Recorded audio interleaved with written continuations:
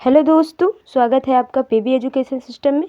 आज मैं फिर आपके सामने उपस्थित हूँ सी-टेट से रिलेटेड एक बहुत ही इम्पोर्टेंट क्वेश्चन पेपर के साथ, जो आपका सब्जेक्ट से रिलेट करता है, वो है ईवीएस। ठीक है, तो आज हम ईवीएस के 10 सबसे महत्वपूर्ण क्वेश्चन के बारे में बात करेंगे और जहाँ डिटेल की आवश्यकता होगी वहाँ हम डिटेल में भी बात करेंगे।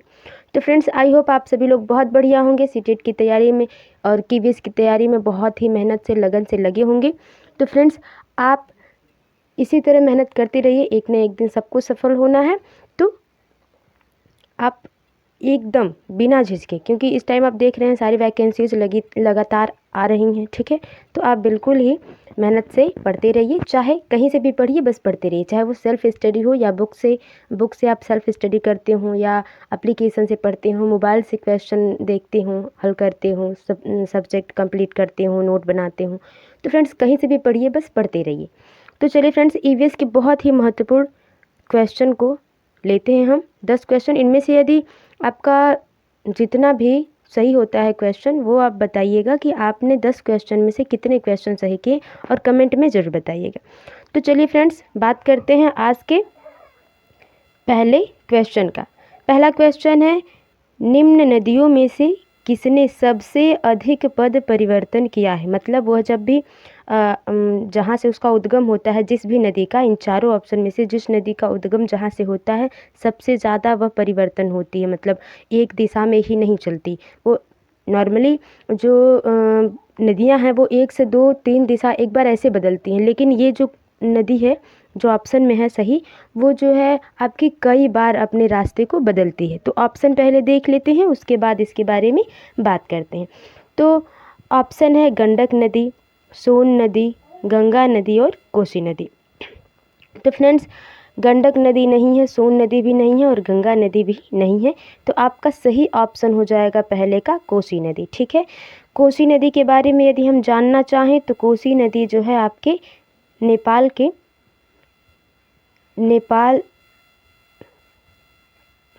के हिमालय से निकलती है। ठीक है, कहाँ से निकलती है? हिमालय से निकलती है, नेपाल के हिमालय से निकलती है। और यह आते आते बिहार में आते, ठीक है, कोसी नदी बिहार में आते आते बहुत ही तबाही मचा देती है। ठीक है, बिहार में आते आते बहुत ही तबाही मचा देती है। इसी वजह से कोसी नदी को बिहार का शोक कहा जाता है। ठीक है, बिहार का क्या कहा जाता है? शोक कहा जाता है। ठीक है, बिहार का शोक कोसी नदी को कहा जाता है। हम एक क्वेश्चन से कोशिश करेंगे कि 2-3 क्वेश्चन हल करें फ्रेंड्स। ठीक है, तो याद रखिएगा, कोसी नदी नेपाल से निकलती है, वो भी हिमालय के नेपाल से निकलती है। ठीक है, नेपाल हिमालय से ही निकलती है, लेकिन वो हिमालय जो आपको पता है, हिमालय जो है जम्मू कश्मीर से, उसके आगे से लेके हिंदू कुश पर्वत श्रृंखला से होते हुए बहुत लंबी यात्रा तय करती है ना। हिमालय का ही जो आपका अंडमान निकोबार जो है द्वीप समूह वह है, तो उसी तरह नेपाल में हिमालय जो है वहाँ से कोसी नदी निकलती है और बिहार में बहुत ही ज़्यादा तबाही मचाती है, जिसके कारण इसे बिहार का क्या कहते हैं? शोक। आई होप फ्रेंड्स आपको क्लियर रहा होगा जो मैंने बताने की कोशिश करी हुई है। चलिए देखते हैं अगला क्वेश्चन क्या है। समुद्री शैवालों में पाए जाने वाले तत्व हैं। ठीक है, यहाँ शैवाल है फ्रेंड्स।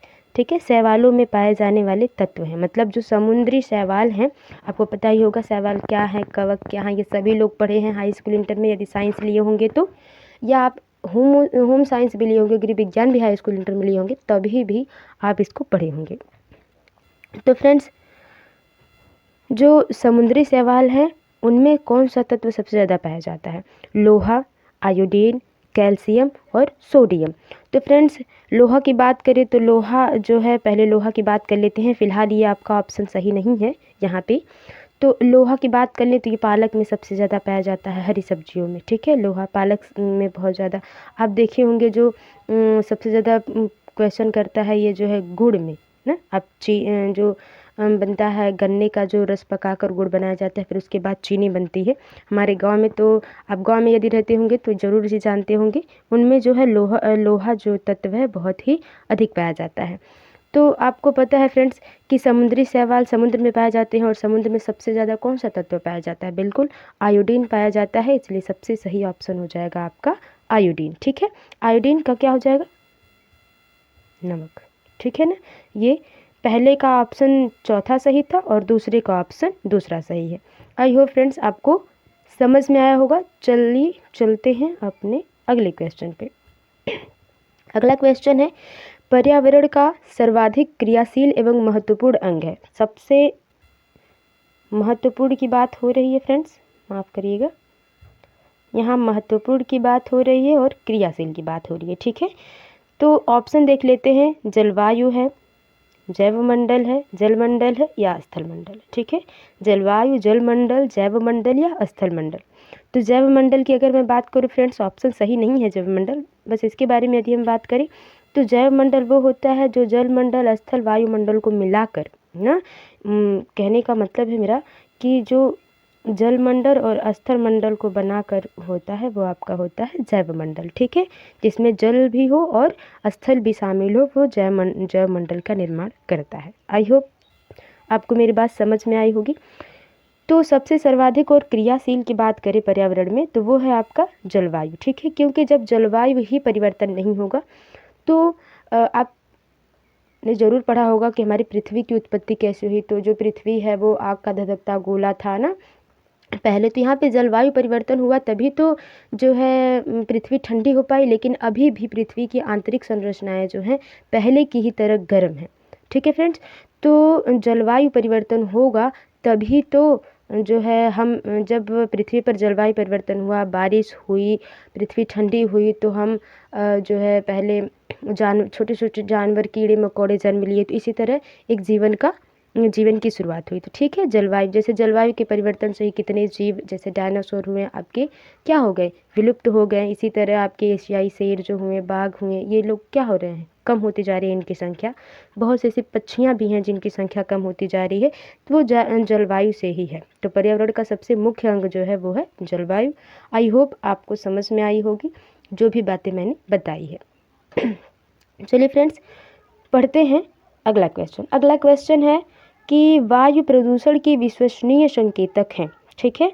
ऑप्शन, हरी शैवाल तथा जलीय लीवर बर्ड, फर्न तथा साइकस, लाइकेन तथा मॉस और नीम तथा आम, ठीक है। तो चौथा ऑप्शन जो आप वायु प्रदूषण देख रहे हैं, वायु प्रदूषण, ये आपके सी-टेट में मान लीजिए यदि आप से पूछ देता है इसके बारे में और तो क्या बताएंगे आप, ठीक है। जैसे वायु प्रदूषण की हम बात करें तो कैसे कैसे वायु प्रदूषण फैल सकता है। बहुत ज़्यादा शोरगुल से फैलता है वायु प्रदूषण, ठीक है। बहुत ज़्यादा धूल कण की वजह से भी जो होते हैं वो वायु में मिल जाते हैं। बहुत ज़्यादा फैक्ट्रियाँ जो धुआं निकालती हैं ना, उनसे भी वायु प्रदूषण होता है, ठीक है। बहुत ज़्यादा शोरगुल से, रात में डीजे बजने से, बहुत ज़्यादा तेज़ चिल्लाने से ना, बहुत ज़्यादा ध्वनि उत्पन्न करने से ध्वनि प्रदूषण होता है। तो फ्रेंड्स जब ध्वनि प्रदूषण होता है तो मैं ऑप्शन पहले बता दूं सही कौन सा है इसका है सही ऑप्शन आपका लाइकेन और मास, ठीक है। लाइकेन जो है वो क्या है, वायु प्रदूषण की संकेतक है, सबसे बड़ी क्या है, संकेतक है। क्योंकि जब वायु प्रदूषण सबसे ज़्यादा हो जाता है तो वहाँ क्या हो जाता है, लाइकेन उत्पन्न हो जाता है, जिससे पता चलता है कि यहाँ पे वायु प्रदूषण क्या है, ज़्यादा है, ठीक है फ्रेंड्स। आई होप मेरी बात आपको समझ में आई होगी। चलिए चलते हैं आगे। अगला क्वेश्चन है आपका कि भारत के निम्न राज्यों में से किस में सागौन के वन पाए जाते हैं, ठीक है। ऑप्शन देख लीजिए, मध्य प्रदेश, उत्तर प्रदेश या यूपी, झारखंड, कर्नाटक, ठीक है। तो हम यदि बात करें किसकी, उत्तर प्रदेश की, ठीक है। पहले यूपी की बात कर लेते हैं। उत्तर प्रदेश की बात करें तो इसमें वनों की संख्या क्या है, क्या आप बता सकते हैं? जरूर आपने कहीं पढ़ा होगा कि उत्तर प्रदेश में वनों की संख्या क्या है। तो उत्तर प्रदेश में वनों की संख्या कहीं न कहीं कम है, क्योंकि यहाँ पे बहुत ज़्यादा जो है लकड़ी के कारोबार भी होते हैं और बहुत ज़्यादा दुरुपयोग भी होता है, और बहुत बड़ी जनसंख्या उत्तर प्रदेश में है, जिसके कारण यहाँ पे वनों की संख्या ठीक नहीं है, अच्छी नहीं है, ठीक है। झारखंड, कर्नाटक भी आपका इस ऑप्शन में नहीं है, ठीक है। लेकिन सबसे सही ऑप्शन हो जाएगा आपका मध्य प्रदेश, और सबसे ज़्यादा वनों वाला प्रदेश भी है क्या आपका, मध्य प्रदेश, ठीक है। यहाँ वनों की संख्या सबसे ज़्यादा पाई जाती है, और उन्हीं वन वन भी बहुत ज़्यादा पाए जाते हैं। और किसके वन ज़्यादा पाए जाते हैं, वो है आपके सागौन के वन। ठीक है फ्रेंड्स, आई होप आपको बात क्लियर होगी। जो मैं समझाने की कोशिश कर रही हूँ वो आप समझ पा रहे होंगे। तो चलिए फ्रेंड्स, चलते हैं आगे। अगला क्वेश्चन है, जलीय वातावरण में सूक्ष्म जीवों को क्या कहते हैं। ठीक है, जलीय वातावरण मतलब जो ऐसे सूक्ष्म जीव जो जल में रहते हैं उन्हें क्या कहा जाता है, जो जल में रहते हैं, जलीय वातावरण में रहते हैं। ठीक है, परजीवी कहते हैं, प्लवक कहते हैं, मृतोपजीवी कहते हैं या सहजीवी कहते हैं। तो फ्रेंड्स, पहले हम सारे ऑप्शन के बारे में बात कर लेंगे बाद में। पहले हम देख लेते हैं क्या है ऑप्शन सही इसका क्या है। तो छठे का जो ऑप्शन सही है वो है आपका प्लवक। ठीक है, प्लवक जो है जलीय वातावरण में जो भी सूक्ष्म जीव होते हैं वो प्लवक कहलाते हैं। और इसके बारे में भी बात करेंगे। पहले परजीवी के बारे में बात कर ले। परजीवी के बारे में बात करें तो ऐसे जीव जंतु, ठीक है, ऐसे जीव जंतु जो दूसरों पर निर्भर होते हैं। किस पर निर्भर होते हैं, दूसरों पर निर्भर होते हैं। ठीक है, निर्भर होते हैं। ठीक है ना। मृतोपजीवी, मृतोपजीवी की यदि बात की जाए, ठीक है, मृतोपजीवी की यदि बात करी जाए तो मृतोपजीवी जो होते हैं वो मृतकों पर निर्भर होते हैं, जो मतलब सड़ी गली मांस को खाते हैं। ठीक है, मृतकों पर, कोई जीव मर जाता है तो उसे क्या कर लेते हैं, मिट्टी में मिला देते हैं, खा लेते हैं। ठीक है, तो मृतकों पर निर्भर होता है। जो मर जाता है जो भी जीव, उसे खाकर वो अपने जो है जीवन यापन करते हैं। ठीक है, चलिए देखते हैं आपका चौथा वाला ऑप्शन क्या है, सहजीवी। सहजीवी हो, जैसे सहजीवी उसे कहेंगे आप जो दो जानवर हों वो एक दूसरे पर निर्भर हो। ठीक है, एक दूसरे पर निर्भर हो। ऐसा नहीं कि एक जो है दूसरे पर निर्भर हो, मतलब ऐसा नहीं है कि ये एक दूसरे पर निर्भर है। कहने का मतलब है कि जैसे मैं ऑप्शन दे दूँ, एग्जाम्पल दे दूँ, यदि आप समझ पाएंगे। जैसे एक भैंस है, ठीक है, तो उसमें जो कीले हुई होती हैं, जो उसमें जू होते हैं, कौवा आके उसको खाता है। ठीक है, तो वो क्या हो गया सहजीवी, उसमें उन सब में हो गया। सहजीवी वो जीव होते हैं जो एक दूसरे को नुकसान नहीं पहुंचाते हैं, बस एक दूसरे पर रहकर जीवन यापन करते हैं। ठीक है फ्रेंड्स, चलिए समझ में आया होगा आपको। मैं ऐसी अपेक्षा करती हूँ कि आपको सही समझ में आया होगा जो मैंने समझाने की कोशिश करी है। तो छठे का जो ऑप्शन हो जाएगा सही वो हो जाएगा प्लवक। और प्लवक जो होते हैं वो बहुत ही सूक्ष्म जीव होते हैं, बहुत ही सूक्ष्म जीव होते हैं जो जल या समुद्र के तल में पाए जाते हैं और उस तल में पाए जाते हैं जहाँ अंधेरा होता है। ठीक है, तो वह जो है वाइब्रेशन के हिसाब से चलते हैं और क्रिया करते हैं। बहुत कम प्लवक होते हैं जो क्रियाशील होते हैं, बहुत कम जो प्लवक जीव होते हैं वो चल पाते हैं, सूक्ष्म जीव। चलिए फ्रेंड्स, आगे बात करते हैं अगले क्वेश्चन की। क्वेश्चन है आपका, काजीरंगा वन्य जीव अभ्यारण्य किस नदी के किनारे स्थित है। तो फ्रेंड्स आप बताइएगा काजीरंगा वन्य जीव अभ्यारण्य कहाँ है, ये आप बताइएगा। क्योंकि इसके पहले के जो क्वेश्चन मैंने 10 क्वेश्चन EVS के लिए थे उसमें मैंने डिटेल में बताया है काजीरंगा वन्य अभ्यारण्य, वन्य जीव अभ्यारण्य के बारे में, कान्हा वन्य जीव अभ्यारण्य के बारे में मैंने पूरी तरह से बताया हुआ है। चलिए देख लेते हैं किस नदी के किनारे है, गंगा, ब्रह्मपुत्र, यमुना या दामोदर। तो फ्रेंड्स इसमें सही जो ऑप्शन होगा वो ऑप्शन होगा आपका ब्रह्मपुत्र। ब्रह्मपुत्र नदी के किनारे है काजीरंगा वन्य जीव अभ्यारण्य है। अब बात करें यदि काजीरंगा वन्य जीव अभ्यारण्य में, तो यहाँ पे सबसे ज़्यादा किसके लिए, ये काजीरंगा वन्य जीव अभ्यारण्य किसके लिए फेमस है, तो ये है आपका एक सींग वाला गेंडा के लिए। ठीक है, एक सींग वाला गेंडा के लिए प्रसिद्ध है ये गेंडा। ठीक है, के लिए प्रसिद्ध है काजीरंगा वन्य जीव अभ्यारण्य। ब्रह्मपुत्र नदी के बारे में फ्रेंड्स यदि बात करें तो ब्रह्मपुत्र नदी जो है वो आपकी हिमालय के जो तिब्बत से होकर निकलती है और हिमाचल प्रदेश में आके गिरती है। आई होप फ्रेंड्स आपको समझ में आया होगा। जो तिब्बत, ये जो हिमालय है आपका और ये जो चीन का जो भाग है तिब्बत, वहाँ से जो होके ये ब्रह्मपुत्र नदी आती हुई और अरुणाचल प्रदेश में जाके गिरती है और कुछ लंबी दूरी तय करती है। बहुत ज़्यादा लंबी दूरी तो नहीं करती गंगा की तरह, लेकिन लंबी दूरी तय करती है। ठीक है, चलिए आगे देखते हैं। तो सातवें का ऑप्शन सही हो गया दूसरा, ब्रह्मपुत्र नदी। अगला देखते हैं 8वां क्वेश्चन, संक्रामक रोग होते हैं जो, मतलब संक्रामक रोग किसे कह सकते हैं, ठीक है, ये कहने का मतलब है क्वेश्चन का। ऑप्शन देखते हैं, एक से दूसरे व्यक्ति को जल, वायु, भोजन आदि से लगते हैं, मतलब संक्रामक रोग जो होते हैं वो क्या होता है कि यदि किसी दूसरे व्यक्ति को बुखार या जुखाम है तो हम भी उसके पास बैठे या उसका जूठा खाएं या उसके पास बैठे तो वायु के माध्यम से, जल के माध्यम से, भोजन के माध्यम से हमें भी वो रोग हो सकता है। अच्छा, दूसरा देखते हैं, एक से दूसरे व्यक्ति को स्पर्श मात्र से लग जाते हैं, कि मतलब यदि दूसरा व्यक्ति गंभीर किसी बीमारी से पीड़ित है और वो हमें छू दे तो हमें भी उसकी बीमारी लग जाएगी, क्या इसे संक्रामक रोग ऐसे होते हैं। एक तीसरा है कि एक से दूसरे व्यक्ति को रक्त चढ़ाने से लगते हैं, तो संक्रामक रोग एक से दूसरे व्यक्ति को रक्त चढ़ाने से लगते हैं, क्या ये भी सही है। और अगला देखिए, विषाणु द्वारा लगते हैं, ठीक है। तो फ्रेंड्स, ऐसा नहीं है कि सारी चीज़ें जो है आप सीडीपी में पढ़ेंगे कि चारों ऑप्शन सही होते हैं, लेकिन सबसे बेस्ट ऑप्शन को हम चूज़ करते हैं जो तीनों ऑप्शन से में मिल जाता हो, ठीक है। तो इसमें जो है विषाणु द्वारा संक्रामक रोग हो जाएगा, क्योंकि जब हम दूसरे व्यक्ति के साथ मान लीजिए उसको छूते हैं, स्पर्श करते हैं, तो विषाणु ही तो हमारे यहाँ आ जाते हैं, उसका विषाणु हमारे शरीर में आ जाता है जो उस बीमारी का कारण बनता है, ठीक है। तो जल, वायु, भोजन के माध्यम से भी वो विषाणु आ जाते हैं और जो संक्रामक रोग उस व्यक्ति को जो रोग हुआ होता है वही रोग हमें भी हो जाता है।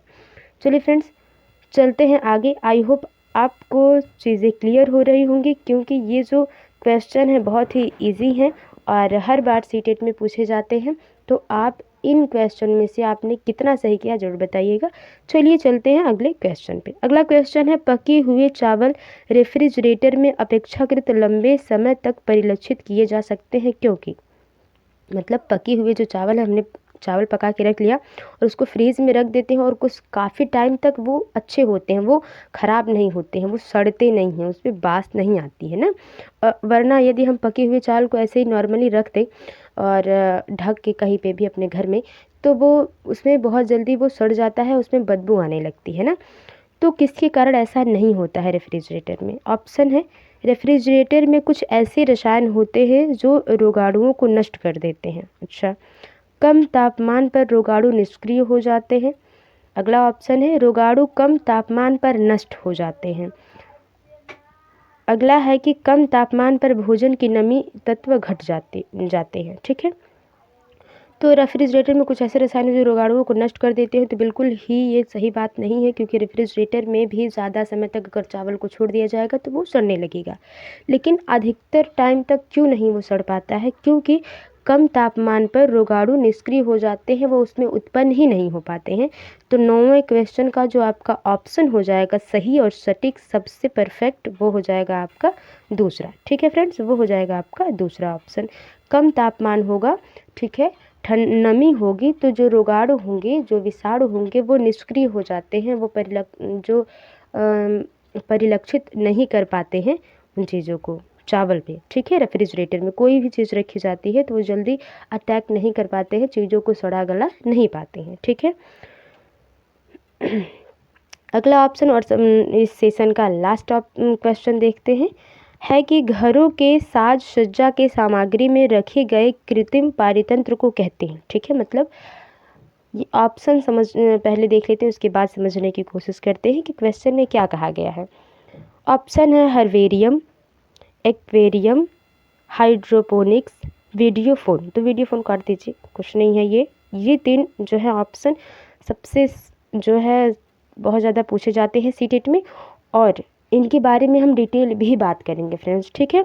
तो साज सज्जा, घरों के साज सज्जा के मतलब ये नहीं है कि पेड़ पौधों की बात नहीं हो रही है, बिल्कुल पेड़ पौधे जीव जंतु की ही बात हो रही है यहाँ पे, लेकिन स्पेशली सजाने के लिए जिन चीज़ों का हम यूज़ करते हैं, खासकर इन 3 ऑप्शनों में, ठीक है। तो पहले हम देख लेते हैं हर्बेरियम क्या है, पहले समझेंगे, उसके बाद हम देखेंगे कि ऑप्शन कौन सा सही है, ठीक है। तो पहले हर्बेरियम की यदि मैं बात करूं, तो हर्बेरियम जो है आपका फ्रेंड्स, जैसे हमें अगर मान लीजिए हम साइंस पढ़ रहे होते थे, पहले भी प्रोजेक्ट बनवाया जाता था स्कूलों में, तो हम जब खासकर बीएससी यदि आपने करी होगी तो आपने देखा होगा कि जो प्रोजेक्ट हम बनाते हैं वो कैसे बनाते हैं, वो हर्बेरियम के माध्यम से ही बनाते हैं। जैसे मान लीजिए आप छोटे बच्चे को पढ़ाते हैं, एज अ टीचर हमें छोटे बच्चों को पढ़ाना है 1 to 5 या 8 तक, तो हम क्या करेंगे, मान लीजिए हम क्लास थर्ड से ही पर्यावरण पुस्तक शुरू हो जाती है, तो क्लास थर्ड में हम बच्चों को बता रहे हैं कि पत्तियों के बारे में बता रहे हैं, ठीक है, अनेक प्रकार की पत्तियों के बारे में बता रहे हैं। और फिर हम कहते हैं बच्चे से कि बेटा आप सभी लगभग 5 पेड़ों की अलग अलग पत्तियों को इकट्ठा करिए और एक कॉपी में चिपका के, सुखा के एक कॉपी में चिपका के हमें ला के दीजिए, और हम उसके बारे में डिटेल में आप बताइएगा कि ये कौन सी पत्ती है, ये कौन सी पत्ती है, ये कौन सी पत्ती है ना। तो इस चीज़ को ही हर्बेरियम कहते हैं। हर्बेरियम क्या है? हर्बेरियम विधि वो विधि है जिसमें हम किसी भी पेड़ पौधे की पत्तियों को या किसी भी भाग को सुखाकर उसमें चिपका देते हैं, ठीक है, और उसके बाद फिर हम आगे अध्ययन के लिए उसे यूज करते हैं, वो आपका हो जाता है हर्बेरियम, ठीक है। मतलब कॉपी पे या किसी भी चीज़ पर, फाइल पर हम सुखाकर, ठीक है, सुखाकर उसको पेड़ पौधे के किसी भी भाग को सुखाकर हम कॉपी पे चिपका देते हैं, वो क्या हो गया आपका हर्बेरियम, ठीक है।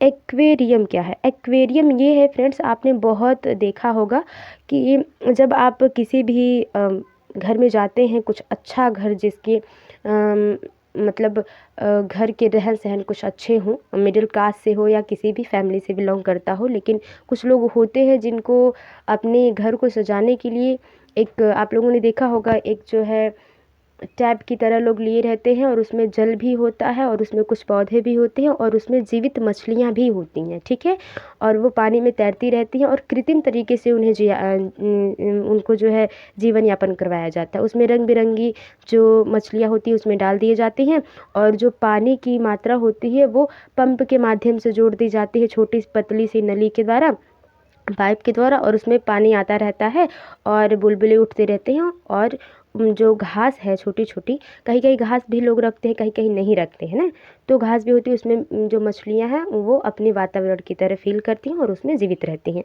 तो आपने वो देखा होगा, वही है आपका एक्वेरियम। तो इस क्वेश्चन का सबसे सही आंसर हो जाएगा एक्वेरियम, क्योंकि घरों की साज सज्जा के लिए सबसे कृत्रिम तरीके से जो पारितंत्र लगाया जाता है, पारितंत्र मतलब समझ रहे हैं आप बिल्कुल ही, क्योंकि आपने यदि पहला लेसन ही शुरू किया होगा तो पारितंत्र ही है आपका पहले से दूसरे लेसन में।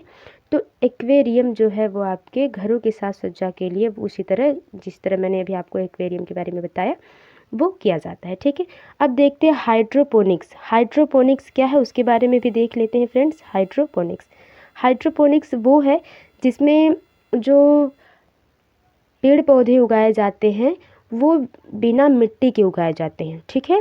जैसे आपने बहुत ऐसे पेड़ पौधे देखे होंगे जो सिर्फ बालू या कंकड़ में ही एक टैब की तरह बॉटल होता है या गमला होता है या पॉट होता है, उसमें सिर्फ पानी रखे जाते हैं और बालू रखे जाते हैं और कंकड़ कुछ रख के उस पौधे को उसको पौधे को बिना मृदा के, बिना मिट्टी के ही उगाया जाता है, ठीक है। तो वो हो गया आपका हाइड्रोपोनिक्स। ये भी घरों की साज सज्जा के लिए लगाया जाता है, लेकिन इसका सबसे ज़्यादा यूज साइंटिस्ट लोग करते हैं, क्योंकि अलग अलग वैरायटी को देखने के लिए, समझने के लिए उसका यूज करते हैं। कुछ लोग हाइड्रोपोनिक्स विधि से भी अपने घरों की साज सज्जा करते हैं, लेकिन ये थोड़ा सा कॉस्टली और महंगा पड़ता है।